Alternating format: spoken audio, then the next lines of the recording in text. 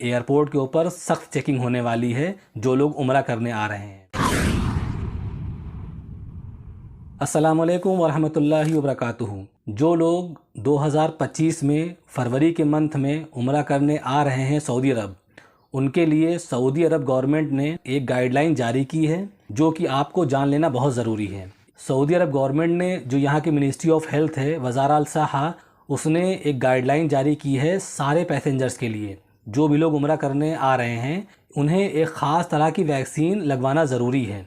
काफ़ी लोगों के मन में डाउट्स हैं मेरे लिए कौन सी वैक्सीन ज़रूरी है, तो मैंने सोचा प्रॉपर वीडियो बना दूं ताकि आपको कोई डाउट ना रहे और आपको एयरपोर्ट पर ख़ास तौर से कोई प्रॉब्लम ना फेस करनी पड़े। क्योंकि दोस्तों, अगर आपने मेनिंजोकोकल मेनिंजाइटिस वैक्सीन नहीं ली और उसका सर्टिफिकेट एज अ प्रूफ वहाँ पर शो नहीं किया एयरपोर्ट पर, तो आपको एंट्री नहीं मिलेगी। तो दोस्तों, क्या है सर्कुलर और कौन कौन सी वैक्सीन है और आपको कौन सी वैक्सीन लगवाना ज़रूरी है, इस वीडियो को पूरा देखिए इंशाल्लाह, और सारी चीज़ें इंशाल्लाह इस वीडियो में आपको मैं क्लियर कर दूंगा। तो सबसे पहले बात करेंगे दोस्तों कि मेनिंजोकोकल मेनिंजाइटिस वैक्सीन जो है वो सारे देशों के लिए कंपलसरी है। चाहे आप यूरोपियन कंट्रीज से आ रहे हो, अमेरिकन से आ रहे हो, आप एशियन कंट्रीज से आ रहे हो, आप अफ्रीकन कंट्रीज से आ रहे हो, कहीं से भी आ रहे हो, आपके लिए ये वैक्सीन कंपलसरी है, मेनिंजोकोकल मेनिंजाइटिस वैक्सीन। इस वैक्सीन में दो तरह की वैक्सीन है, उसकी अलग अलग मेडिकल टर्म है। एक वैक्सीन का नाम है मेनिंजोकोकल ACYWX और दूसरी का नाम है मेनिंजोकोकल ACYW135। ये मेडिकल टर्म है। जिस तरह से जब हम लोग कोविड में वैक्सीन लगवाते थे तो किसी को कोवैक्सीन लगी, किसी को कोविशील्ड लगी, तो दो अलग अलग वैक्सीन थी लेकिन दोनों का काम एक ही था। उसी तरह से ये दो अलग अलग वैक्सीन है, लेकिन डॉक्टर आपको बेहतर बताएंगे कि आप जवान हो कि बूढ़े हो, आपके ऊपर कौन सी वैक्सीन लगनी है। लेकिन मेनिंजोकोकल मेनिंजाइटिस वैक्सीन जो है ये आपको लगवाना ज़रूरी है। आप किसी भी देश से आ रहे हो और सर्टिफिकेट जो है वो कम से कम 10 दिन पहले का हो। मतलब अगर आप 20 तारीख को आप ट्रैवल कर रहे हो, यानी कि 20 तारीख को अगर आप सऊदी अरब में अराइव करोगे, तो आपका सर्टिफिकेट कम से कम 10 दिन पुराना हो। ये नहीं कि आप 5 दिन पहले लगवा के चले आओ, नहीं, कम से कम 10 दिन पुराना सर्टिफिकेट होना चाहिए। दूसरी बात करेंगे दोस्तों पोलियोमेलाइटिस की, कि पोलियो की वैक्सीन है वो किन के लिए ज़रूरी है। दोस्तों, उसके आगे एक लाइन लिखी हुई है कि countries that are reporting cases, कि या state that are reporting cases, कि ऐसी कंट्री और स्टेट जहाँ से आप आ रहे हो, अगर वहाँ पर पोलियो के जो केसेस हैं वो रिपोर्ट हो रहे हैं, दर्ज हो रहे हैं, और आपका जो देश है वो वर्ल्ड वाइड हाईलाइट है पोलियो के मामले में, अगर आप ऐसी किसी कंट्री से आ रहे हो तो आपको पोलियो की वैक्सीन लेना ज़रूरी है। दूसरी बात करेंगे दोस्तों येलो फीवर की।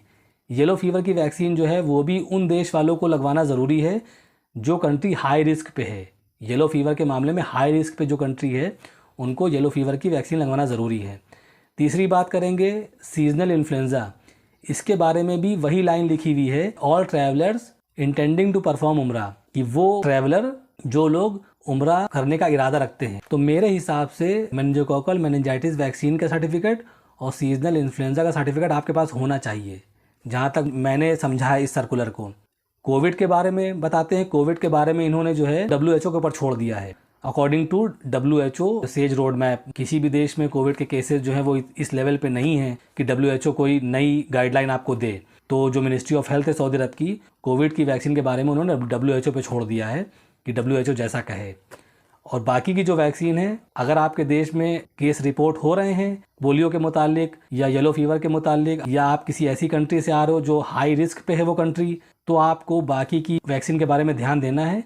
लेकिन जो मेनिंजोकोकल मेनिंजाइटिस वैक्सीन है ये तो आपको लेना ज़रूरी है। जाहिर सी बात है, सऊदी अरब में जब लोग उम्रा करने आते हैं बहुत ज़्यादा गैदरिंग होती है, तो यहाँ की गवर्नमेंट सबकी सेहत का ख्याल रखते हुए कि किसी को ऐसी कोई बीमारी जो एक दूसरे से जो फैलती है, तो ऐसी कोई बीमारी यहाँ पर लेकर ना आए कि उसकी वजह से कोई दूसरा इंसान परेशान हो, इस वजह से ये गाइडलाइन जारी कर देते हैं हर साल। तो ये कुछ जानकारियाँ थी दोस्तों। अगर आपके मन में अभी भी कोई सवाल है तो आप कमेंट में मुझसे पूछ लेगा, इंशाल्लाह मैं आपको एक क्लियर कट जवाब इंशाल्लाह देने की कोशिश करूँगा। तो उम्मीद करते हैं दोस्तों आपको वीडियो पसंद आई होगी, और ये जो न्यूज़ है ये आप आगे तक शेयर करिए ताकि जो भी लोग उम्रा करने आ रहे हैं फरवरी में, उनको एयरपोर्ट पर किसी तरह की कोई परेशानी और दिक्कत का सामना ना करना पड़े। जज़ाकमुल्लाहु खैरन। सलाम अलैकुम वरहमतुल्लाहि वबरकातुहू।